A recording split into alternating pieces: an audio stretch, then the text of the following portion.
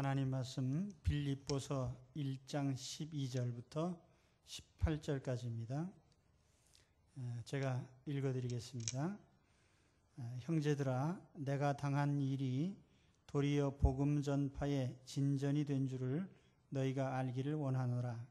이러므로 나의 매임이 그리스도 안에서 모든 시위대 안과 그 밖에 모든 사람에게 나타났으니 형제 중 다수가 나의 매임으로 말미암아 주 안에서 신뢰함으로 겁없이 하나님의 말씀을 더욱 담대히 전하게 되었느니라. 어떤 이들은 투기와 분쟁으로, 어떤 이들은 착한 뜻으로 그리스도를 전파하니 이들은 내가 복음을 변증하기 위하여 세우심 받은 줄 알고 사랑으로 하나 그들은 나의 매임에 괴로움을 더하게 할 줄로 생각하여 순수하지 못하게 다툼으로 그리스도를 전파하느니라. 그러면 무엇이냐? 거칠애로 하나 참으로 하나 무슨 방도로 하든지 전파되는 것은 그리스도니 이로써 나는 기뻐하고 또한 기뻐하리라. 아멘.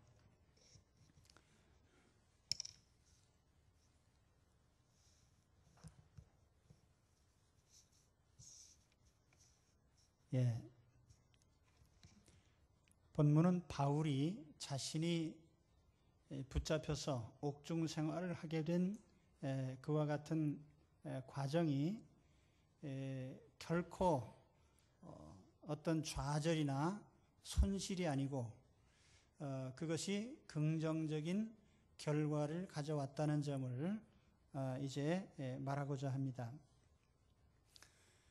빌립보 교인들은 바울의 신상에 대해서 항상 관심이 많았고 또 바울을 위해서 늘 걱정하면서 기도했습니다.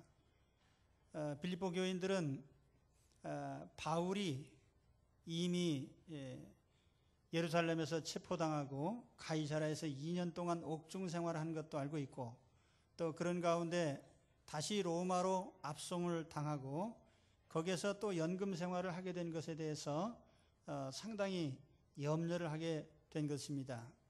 그래서 그들은 어떻게 하면 저 바울이 빨리 저 고생스러운 죄수의 신분을 벗고 풀려날 것인가에 대해서 관심을 가지고 기도를 했던 것입니다. 이런 빌립보 교인들에게 내가 붙잡혀 있는 것은 결코 그렇게 염려하고 걱정할 일이 아니다. 이로 말미암아 오히려 더 긍정적인 일들이 생겨나고 있다. 이런 점을 이제 빌립보 교인들에게 알리고자 했던 것입니다. 그래서 이 빌립보서라는 편지를 바울이 쓰게 된 동기 중에 하나가 바로 그거예요.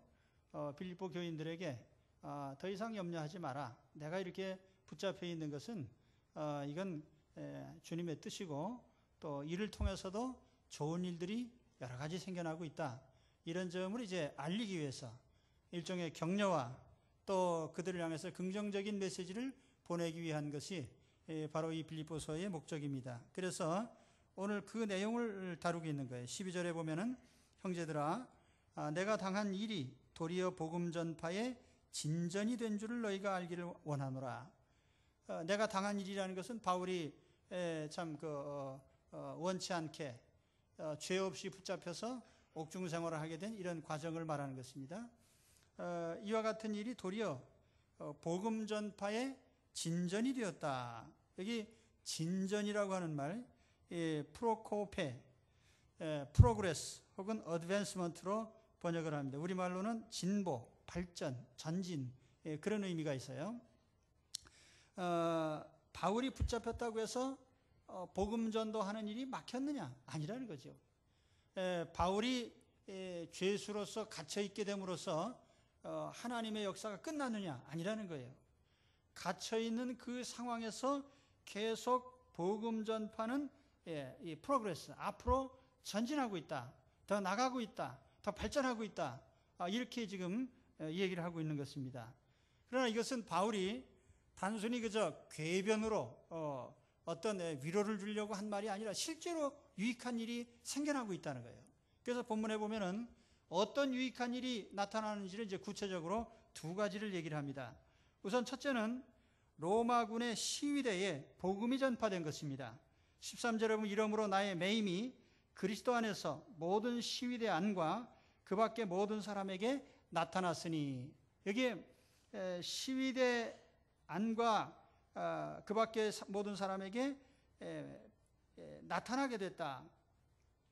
이 나타났다는 말은 복음 전파의 그 결과들이 보여지게 됐다는 거예요.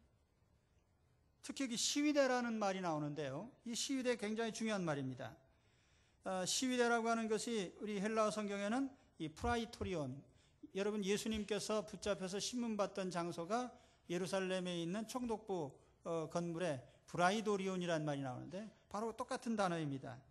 라틴어로는 이 프레토리엄이라고 하는데, 이 프레토리엄이라는 말은 여러 가지 의미로 쓰여요. 때로는 병령을 가리키는 말이기도 하고 총독 관절을 가리키는 말이기도 합니다. 말하자면 어떤 장소를 가리키는 말이기도 하고, 또 다른 의미로는 그 군대 자체를 가리키는 말이기도 해요. 그래서 예를 들면 로마의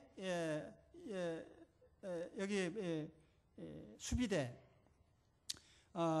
시위대라고 되어 있는데, 이 로마의 시위대라고 하는 이 부대는 로마의 많은 군대 가운데 가장 정예부대입니다.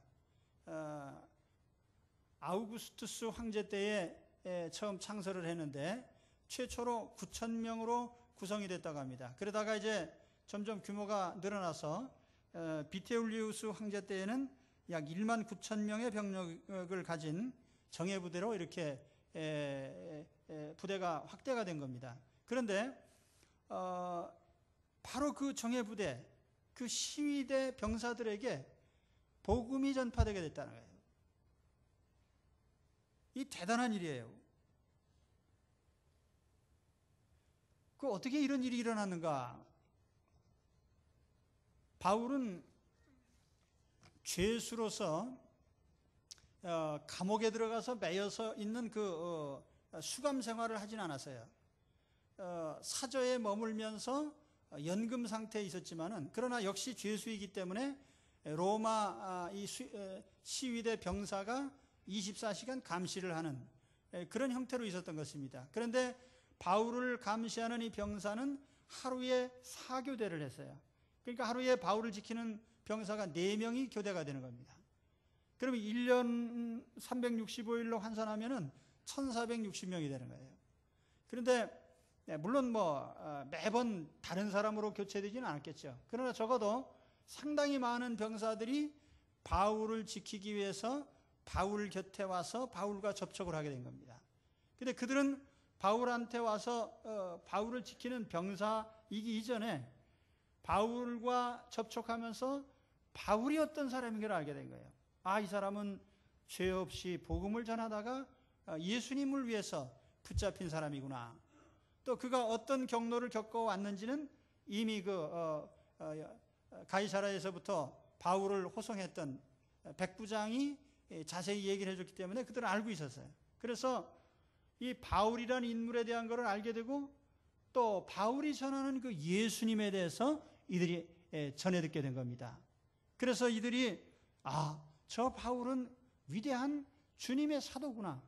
또 저 사람이 전하는 그 예수 그리스도라는 분은 대단한 분이구나 라고 하는 것을 알게 된 겁니다. 그래서 이 군인들이 예수님을 영접하게 된 거예요. 군인들이 믿으면 대단한 힘이 돼요. 군인들은 명령과 유교 질서가 철저하고 응집력이 있습니다. 로마의 군대가 예수님을 믿게 될 때에 그들은 그리스도의 군사가 된 겁니다. 그래서 콘스탄틴 황제 때에 로마는 이미 그의 모든 병사들이, 군인들이 예수님을 믿은 거예요. 할렐루야.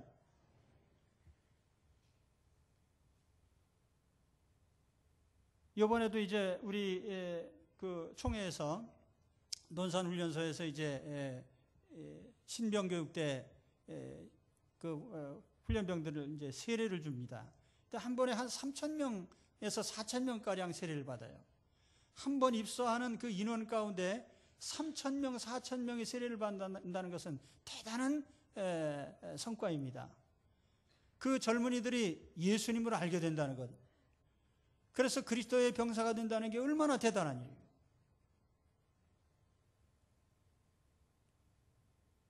오늘 우리는 이 장면에서 바울이 전도의 새로운 패러다임을 만들고 있다라고 하는 걸 우리가 알아야 됩니다.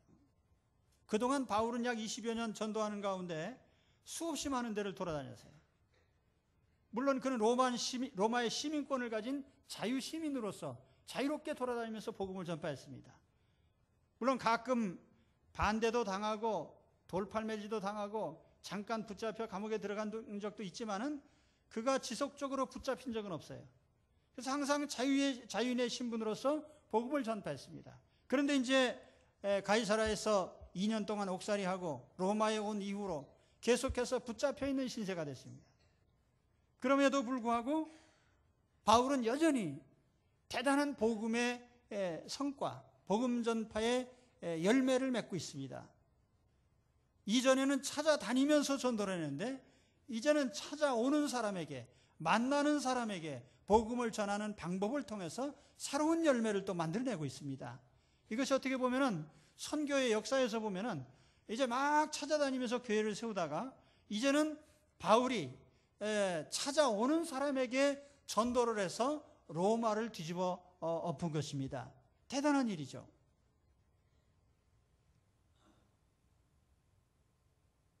우리에게도 그런 그 생각의 전환이 필요해요. 우리가 선교하러 네팔에도 가고 전 세계로 선교사를 파송하고 그렇게 합니다. 그러나 사실 지금 우리 한국 안에도 많은 외국인들이 와 있어요. 지금 연간 체류하는 외국인들이 이미 100만 명을 넘어선 지가 오래됐어요. 그러니까 해마다 거의 3만 5천, 4만 쌍 정도의 사람들이 외국인과 결혼을 하고 있습니다. 그래서 우리나라는 이미 그 인종의 모자이크가 시작된 거예요. 그래서 여기에 우리가 굳이 나가지 않더라도 많은 외국인들을 우리가 접하게 될 겁니다. 그래서 우리가 이들에게 복음을 전파하게 될 때에 대단한 열매가 맺혀지게 되는 거죠. 개인적으로도 그렇습니다. 여러분 전도합시다 그러면은 나가서 노방 전도하는 걸 늘 연상하는데 사실 우리가 일상에 만나는 사람들이 얼마나 많아요. 내가 찾아가지 않더라도 날 찾아오는 사람, 늘 만날 수밖에 없는 사람 얼마나 많습니까? 때로는 같은 지역에 살기 때문에 한 직장에 속해 있기 때문에 또 어떤 때는 같이 군대 생활을 하면서 또 어떤 때는 비즈니스로 말미암아 서로 상거래 때문에 우리가 얼마나 많은 사람들을 만납니까? 이 모든 사람들이 우리가 복음을 전해야 될 대상들입니다. 그래서 오늘 우리도 바울과 같이 내가 매 있는 그것이 오히려 복음을 전하는 소중한 계기가 되시기를 축원합니다. 또 한 가지 유익은 14절의 말씀에 있듯이 많은 사람들에게 용기를 준 거예요. 바울이 처음 붙잡혔을 때 빌립보 교인들은 상당히 염려했습니다. 그리고 한쪽으로 두려워했어요. 저 바울같이 위대한 사도도 복음을 전하다가 붙잡혀서 저렇게 고생을 하는데 우리같이 연약한 사람이 어떻게 복음을 전할 수 있겠나? 그래서 위축이 됐습니다. 그러나 바울이 그 갇힌 상태에서도 계속 복음을 전하고 가장 두렵고 무서운 로마의 시위대 병사들이 예수님을 믿게 된 걸 보면서 용기를 가지게 된 겁니다. 우리도 할 수 있다. 그래서 이제는 붙잡히는 것을 두려워하지 않고 복음을 전하게 된 거예요. 14절의 말씀에 바로 그 얘기입니다. 형제 중 다수가 나의 매임으로 말미암아 주 안에서 신뢰함으로 겁없이 하나님의 말씀을 더욱 담대히 전하게 되었느니라. 아멘. 오늘 우리의 매임이 내가 어떤 불이익을 당하고 또는 손해를 보고 또 부자유한 상태에 빠진다 할지라도 그것이 오히려 다른 사람들에게 용기를 주고 또 담력을 갖게 하는 계기가 되게 하시기를 바랍니다. 그렇게 하기 위해서 우리가 매인 그 자체를 가지고 낙심할 게 아니고 매여 있는 것으로 말미암아 더 큰 유익이 있다는 걸 보여줘야 돼요. 오늘 여러분은 어떤 신상의 매임이 있습니까? 참 건강할 때에 비하면 병들면 자유롭지 못합니다. 또 돈이 많을 때보다는 돈이 떨어지고 나면 물질적으로 제약을 받습니다. 어떤 지위나 신분을 가지고 있을 때보다는 은퇴 이후에 오히려 제약을 받을 수도 있습니다. 그러나 어떤 매임이든지 내가 그 매여 있는 그것이 결코 마이너스가 아니라 어떤 유익된 결과가 있다는 것, 또 그 유익된 결과를 찾아내고 유익되게 만들 수 있는 그런 여러분들이 되시기를 축원합니다.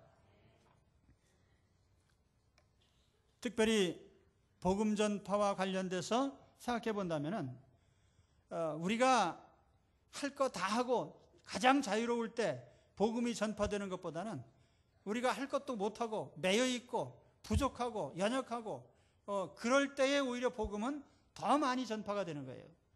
여러분 생각해 보세요. 지금 우리가 배불리 먹고 풍족히 사는 지금 복음이 전파 잘 됩니까? 오히려 육신적으로 영적으로 타락하잖아요. 교회가 타락하고 세속화되고 우리가 오히려 가난하고 고생하고 핍박받을 때 우리는 더 담대하게 복음을 전파했던 것을 기억해야 됩니다. 오늘 우리의 매임이 우리 주님의 복음을 전파하는 데는 더욱 큰 유익이 되게 만드시기를 바랍니다. 그 다음에 두 번째 주제는 복음 전파의 동기에 대한 것을 얘기를 하고 있어요. 15절에서 17절까지의 말씀을 보면은 어떤 이들은 투기와 분쟁으로 어떤 이들은 착한 뜻으로 그리스도를 전파하나니 이들은 내가 복음 변증하기 위하여 세우심을 받은 줄 알고 사랑으로 하나 그들은 나의 매임에 괴로움을 더하게 할 줄로 생각하여 순수하지 못하게 다툼으로 그리스도를 전파하느니라. 자, 전도를 열심히 하는데 전도 열심히 하는 사람 가운데 두 부류가 있다는 거예요. 하나는 바울을 위해서 열심히 전도하는 사람이에요. 또 하나는 바울을 괴롭게 하려고 열심히 전도하는 사람이에요. 근데 우리가 이해가 안 되는 것은 바울을 위해서 전도한다는 건 이해가 되는데 바울을 괴롭게 하려고 열심히 전도한다는 건 또 무슨 소리예요? 여러분 가운데 혹시 남을 괴롭게 하려고 전도하는 사람 있어요? 그 이상하잖아요. 그 말이. 이게 무슨 소리예요?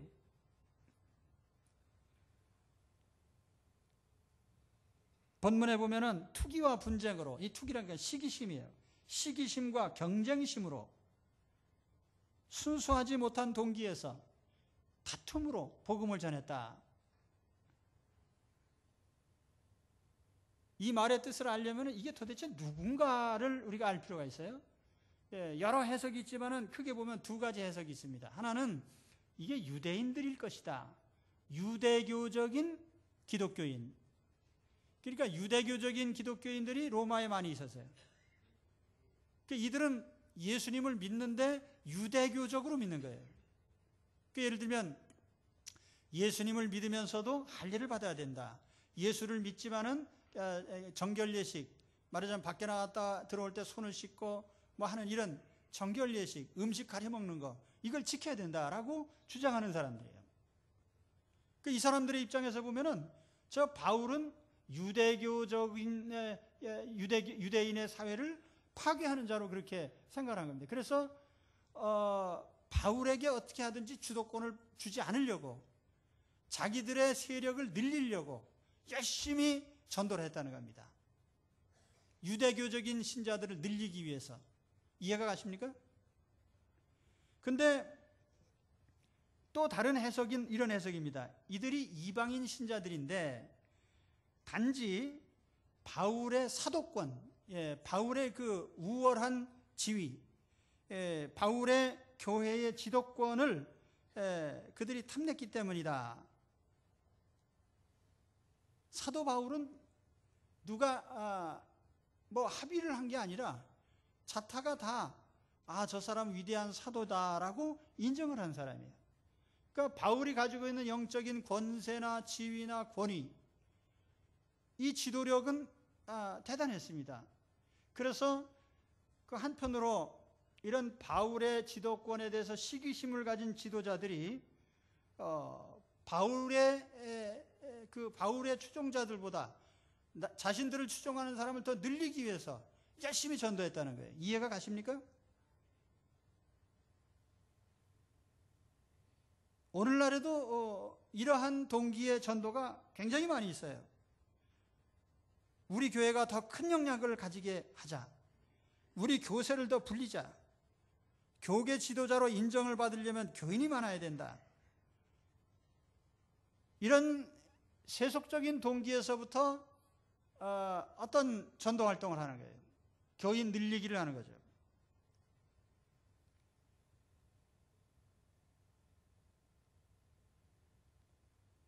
때로는 이런 불순한 동기에서 우리가 전도 활동을 하다 보면은 지도자들을 폄하하는 그런 잘못된 행동을 하기도 하고 또 교회 간의 경쟁이 벌어지기도 합니다. 새로운 아파트 단지가 생겨나면은 전도에 갑자기 열의가 붙어요. 전도인지 아니면 교인 유치 전쟁인지 불분명한. 근데 그 우리라고 그러면은 뭐 독야청청할 수 있나? 우리도 어쩔 수 없이 그러한 상황 속에 놓이게 됩니다.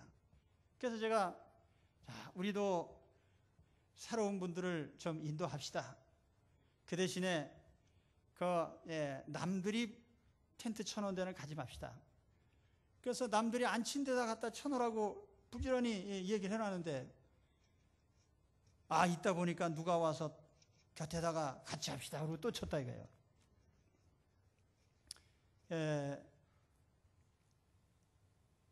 이런 난감한 상황을 우리는 어떻게 판단해야 되느냐. 근데 바울이 오늘 굉장히 은혜로운 말을 해요. 18절 말씀해 보시면 바울이 뭐라고 했습니까? 그러면 무엇이냐? 거칠애로 하나 참으로 하나 무슨 방도로 하든지 전파되는 것인 그리스도니 이로써 나는 기뻐하고 또한 기뻐하리라. 아멘. 동기가 어쨌든 예수님이 전파된다면 좋은 일 아니냐? 뭐 이런 얘기예요. 누가 뭐 욕하면서 전도하든 시기심에서 전도하든 어쨌든 예수님이 전파되면 좋은 일 아니냐? 이 말은요, 바울이 경쟁하는 거 좋다, 아니면 시기심 좋다, 그 얘기는 아니에요. 결과적으로 예수님이 전파되는 것은 좋은 일이다라는 결론입니다. 그러면 바울이 왜 이런 생각을 해요? 그래야 기쁘니까. 그래서 뭐라고 해요? 이로써 나는 기뻐하고 또한 기뻐하리라. 저는 여기서 굉장히 그 바울의 놀라운 그리스도인으로서의 삶의 철학을 배웁니다. 생각해 보세요. 저 바울을 괴롭게 하려고 수가 뻔히 보이는 거예요. 바울을 괴롭히려고 전도를 해. 뻔히 알면서도 바울은 기쁘다, 즐겁다. 진짜로 즐거워하고 있어요. 가짜로 즐거워한 게 아니에요. 왜 그럴 수 있죠? 왜 그럴 수 있죠?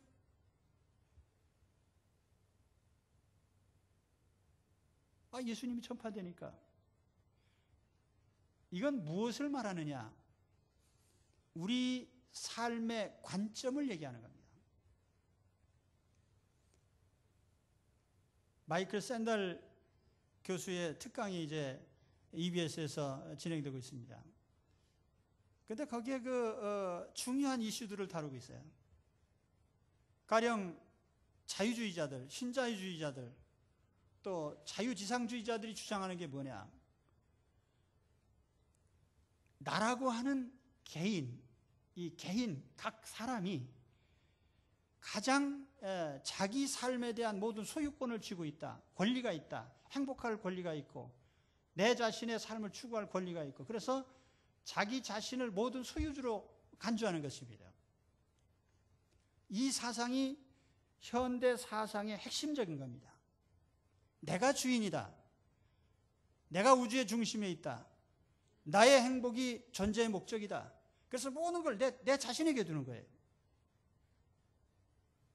그런데 우리가 조금 더 거슬러 올라가면 우리 공동체적인 삶의 구조에서 보면은 개인의 삶이, 개인의 행복이 지상 최대의 목표는 아니었어요. 그보다 더 큰 가족의 행복, 공동체의 행복, 국가 공동체, 어떤 보다 큰 범위의 행복을 같이 추구하는. 근데 이 신자유주의나 또 포스트 모더니즘의 또 현대 사상의 중심에 있는 가장 중요한 이슈가 뭐냐면은 내가 주인이라고 하는 것입니다. 내가 행복해야 된다는 거예요. 그러니까 심지어 결혼한 부부도 개인의 행복이 침해당하면 헤어질 수 있다는 거예요. 자식이 불행해져도, 남편이 불행해져도, 아내가 불행해져도 내가 행복할 수 있다면 할 수 있는 것입니다. 왜냐하면 내가 중심이고 주인이고 행복해야 되니까. 이건 아멘이 아니에요. 바로 이러한 사상을 가지고 있는 현대인들 속에 우리가 살고 있고, 여기 계신 여러분도 그런 사상으로 점점 물들어가고 있습니다. 우리가 예수를 믿었어요. 그럼 우리는 어떻게 해야 됩니까? 이제는 우리의 모든 삶의 중심이 나에게 가 있지 않고 예수님에게 가 있습니다. 예수님을 위해서, 하나님의 영광을 위해서, 그리스도의 영광을 위해서, 그리스도의 복음을 위해서. 그러니까 바울의 입장에서 보면 중심이 이동된 겁니다. 우리 예수 믿는 사람은 중심이 이동된 사람들이에요. 이제는 내가 중심이 아니고 예수님이 중심이 되셨습니다. 그렇기 때문에 이제는 내가 손해를 봐도 주님이 이익을 보시면 좋은 거예요. 기뻐할 수 있어요. 내가 욕을 먹어도 주님이 명예로워지시면 그것은 행복한 일이고 기뻐할 수 있는 일입니다. 바울이 욕을 먹으면서 오해를 받으면서 복음을 전파해도 기뻐할 수 있는 이유는 그 결과 주님에게 유익이 되기 때문입니다. 그럼 이런 생각으로 여러분 바꿀 수 있습니까? 바꿔야 되는 거예요. 이 중심 이동을 하지 않고 우리가 예수 믿기 때문에 우리는 항상 내 중심에서 모든 걸 보는 겁니다. 하나님, 내가 기도했는데 왜 안 들어주시지? 하나님, 내가 이렇게 간절히 원하는데도 왜 내가 하는 일이 이렇게 잘 안 이루어질까? 왜 삐뚤어질까? 왜 막힐까? 항상 내 중심에서 판단하다 보니까 불행해지고 좌절을 하게 되고 그렇게 되는 거예요. 그러나 주님의 중심에서 보면은, 여러분 보세요. 바울은 매여서 감옥 생활을 하든 욕을 먹든 바울을 통해서 주님의 복음은 계속 전파되잖아요. 로마의 막강한 군대가 예수를 믿기 시작하고 거기에 중요한 인사들이 예수님을 믿고, 그래서 바울이 로마에 들어가서 전도한 지 약 200년 후에 컨스탄틴 황제 때에는 기독교가 로마의 종교가 됐잖아요. 예수 그리스도 중심의 삶으로 이어질 때에 주님의 역사는 계속 일어나는 겁니다. 여러분, 왜 내 삶을 통해서 기적이 안 나타나고 변화가 일어나지 않죠? 내가 중심에 있기 때문에 그런 것입니다. 빌립보서를 우리가 기쁨의 서신이라고 합니다. 빌립보서 읽어보면 기쁨이라는 말이 굉장히 많이 나와요. 그 성경 구절 한번 비춰드릴까요? 빌립보서 기쁨이란 말이 얼마나 많이 나오는가. 기뻐하라, 기뻐하라, 기뻐하리라, 기쁨으로 충만케 하라. 그 바울이 감옥에 갇혀 있으면서 뭐가 그렇게 기뻐가지고 기뻐하라, 기뻐하라, 기쁨으로. 바로 예수 그리스도 중심의 삶의 원리로 살기 때문에 항상 기뻐한 거예요. 오늘 우리의 삶이 그렇게 되길 바랍니다. 나를 통해서 예수님이 나타난다면, 나를 통해서 예수님이 알려진다면, 나를 통해서 예수님이 명예로워진다면, 나를 통해서 주님의 기적이 일어난다면, 주님의 역사가 일어난다면, 주님의 나라가 확장된다면 나는 행복합니다. 나는 기쁩니다. 오늘 주 안에서 바울이 체험했던 이런 삶의 기쁨이 오늘 여러분 가운데 충만하게 임하시기를 축원합니다. 기도하겠습니다.